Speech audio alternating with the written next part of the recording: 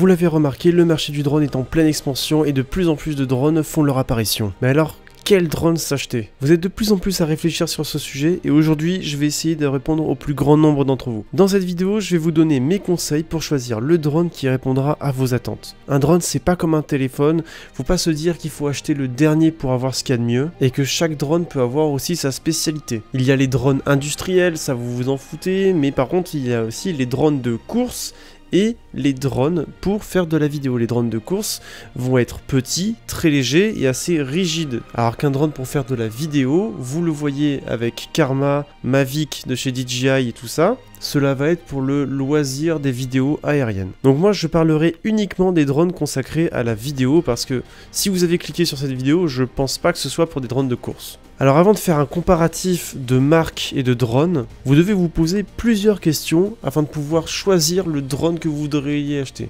Pourquoi vous voulez un drone? Quel est votre budget? Et quand est-ce que vous pensez l'utiliser? Et à quelle fréquence d'utilisation? Donc c'est en se basant sur ces questions que vous allez pouvoir vous identifier et que vous allez pouvoir sentir quel drone va être le mieux pour vous. Il faut savoir plusieurs choses avant d'acheter un drone aussi, c'est que ce n'est pas un jouet. Ça coûte extrêmement cher, parce que moi je vais parler que de drones qui vont être au-dessus de 500 €.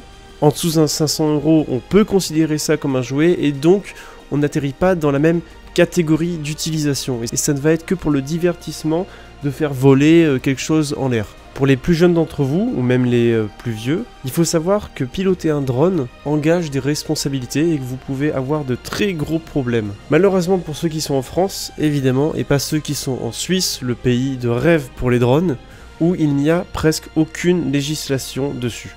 En France, il faut savoir plusieurs choses, je ne vais pas vous les énumérer dans la vidéo, mais vous pouvez voler qu'à 150 mètres de hauteur et tout ça. Il y a des couloirs aériens. Vous ne pouvez pas survoler les agglomérations ou des endroits dits à risque, comme les centrales nucléaires et tout, ça vous paraît évident. Mais sachez que vous pouvez être très vite dans la merde. Mais par contre, si vous êtes en Suisse, je ne sais pas ce que c'est pour la Belgique ou autre part, mais je sais qu'en Suisse, vous pouvez presque faire voler votre drone partout. Bien évidemment, peu importe le pays, il faut que vous respectez le droit de la vie privée. Donc si vous achetez un drone pour espionner votre voisin, eh ben sortez de la vidéo, ça sert à rien, c'est complètement illégal. Pourquoi voulez-vous un drone?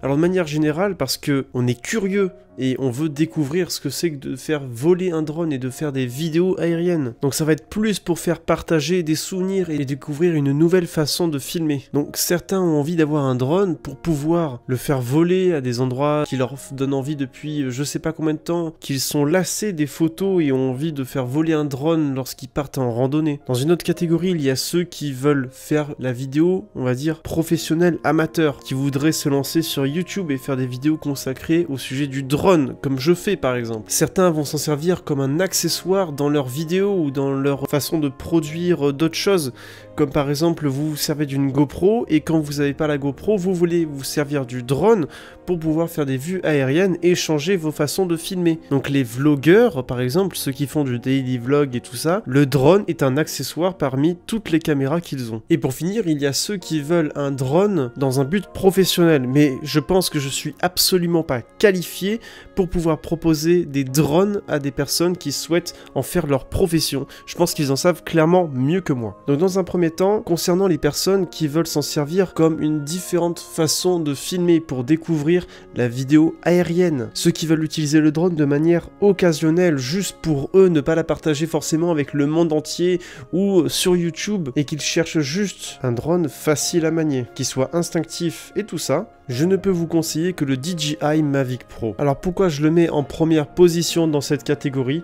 Tout simplement parce que la télécommande est minuscule. Certes, vous avez besoin encore de votre téléphone pour pouvoir l'utiliser avec votre télécommande, ou même vous n'avez besoin aussi que de votre téléphone dans certaines circonstances. Mais forcément, ça restera plus difficile à manier, même si cela reste très instinctif. Ensuite, son concurrent principal, le Karma de chez GoPro, qui pour le coup retient quand même beaucoup de points négatifs. Parce que pour moi, c'est pas réellement un vrai drone. Je ne le mets pas au-dessus du Mavic, tout simplement parce qu'il est beaucoup plus gros que le Mavic, et il est même plus lourd que le le DJI Phantom 4. Sa technologie reste vraiment à désirer, la télécommande n'est pas fluide, et c'est tout simplement le premier drone de chez GoPro, donc forcément ils ont beaucoup de travail à faire avant d'avoir quelque chose de qualité, et pour moi la caméra de GoPro n'est pas du tout adaptée au point de vue aérien. Cette caméra a été inventée à la base pour filmer des sports extrêmes, pour se sentir à l'intérieur du sport ou d'un environnement très étroit, et là en l'occurrence quand on filme quelque chose de aérien, on a déjà un angle de vue très grand, et donc le fait d'utiliser une caméra immersive, je trouve que c'est assez contradictoire. Après je n'ai pas envie de rentrer dans le débat que oui vous avez la caméra GoPro, que c'est moins cher et tout ça,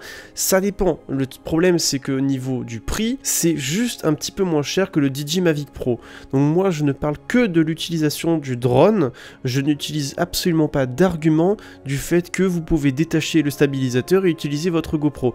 Ça c'est deux choses différentes dont le Mavic ne peut pas être comparé, et moi je compare ces deux drones que en termes de drone, et pour moi le Mavic est largement supérieur au Karma. Et donc si vous avez simplement besoin d'un drone et pas besoin de stabilisateur ou autre, je vous conseille à 100% de prendre le Mavic Pro. Le Mavic Pro est très petit, vous pouvez le faire décoller, le faire atterrir dans votre main, il a une technologie incroyable, et sa qualité vidéo est un peu moins bonne que le DJI Phantom 4 et le DJI Phantom 3 professionnel.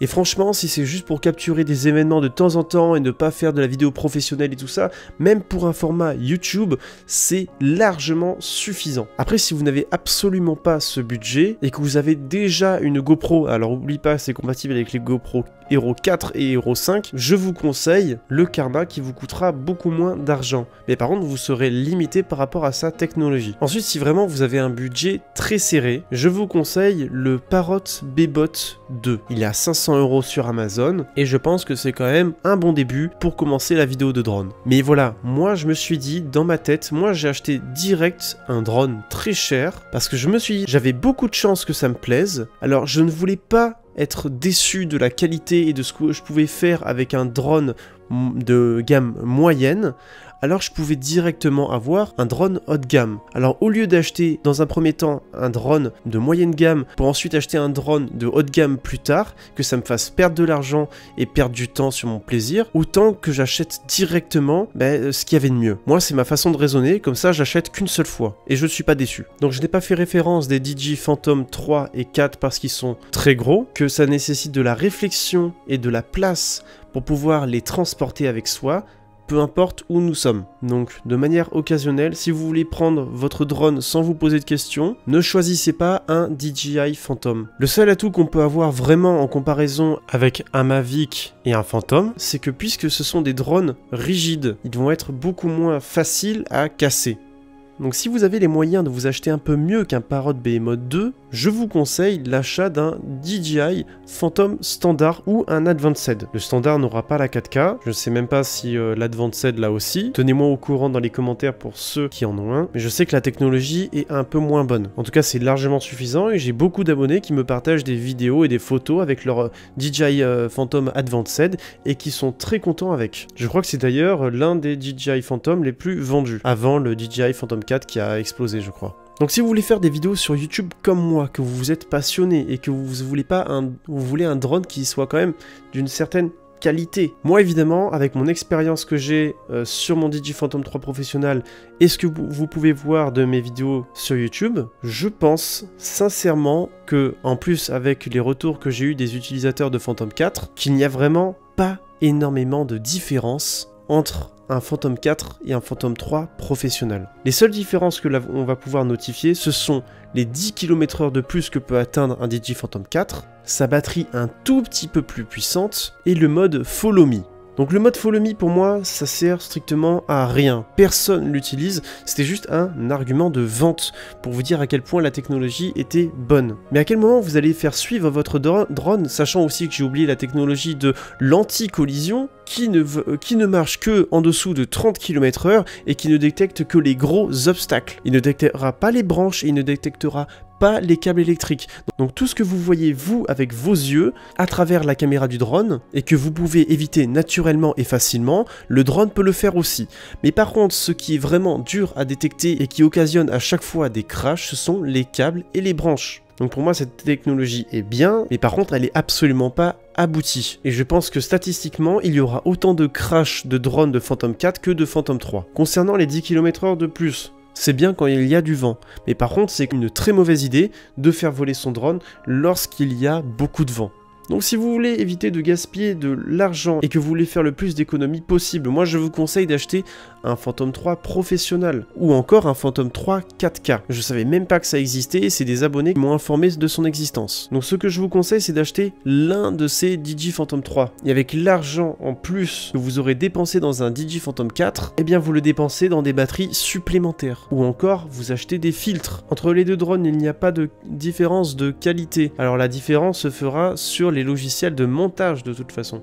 Quand est-ce que vous pensez l'utiliser et à quelle fréquence? Donc pour revenir sur les deux questions précédentes, si vous souhaitez avoir un drone capable d'être présent dans chacune des situations que vous auriez voulu avoir votre drone, je vous conseille un petit drone. Donc, selon ce que vous avez choisi, entre un Mavic et entre un Karma. Moi, vous savez mon opinion. Si vous souhaitez faire des sorties uniquement pour votre drone et que vous avez la place et l'organisation suffisante pour pouvoir vous trimballer un DJI Phantom, dans ce cas, prenez un DJI Phantom. Évidemment, je n'aurais parlé que des drones qui font l'actualité, que ceux que tout le monde voit, parce que c'est que ceux-là dont le public a confiance. C'est une valeur sûre sur le marché du drone, alors je n'ai pas envie de tenir des discours risqués qui feraient perdre de l'argent à ceux qui voient cette vidéo. Donc je pense m'être assez exprimé, j'espère que mon discours vous aura assez éclairé sur votre situation. Si vous avez encore des questions et que vous n'êtes encore pas sûr de votre achat, vous pouvez toujours aller dans les commentaires de cette vidéo et discuter, que ce soit avec moi ou d'autres personnes qui ont un drone et qui pourraient vous suggérer votre drone,